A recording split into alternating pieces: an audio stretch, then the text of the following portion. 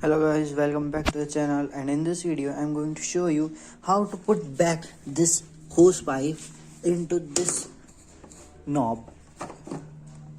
As you can see, this pipe is come out from this cavity. So let me show you how to put it back in this cavity. So first of all we will put it back. Now I will show you. You can see there are grooves over here and grooves inside it too. Let me show you. There are grooves inside it. For putting it back, you have to insert this pipe into the cavity and turn it around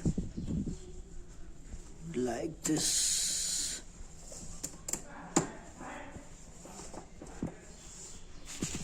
Anti-clockwise.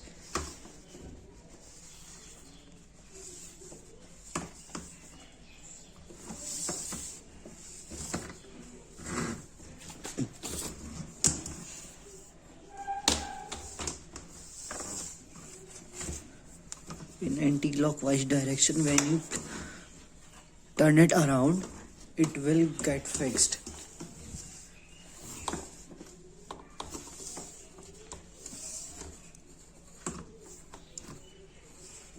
Look, now it is fixed.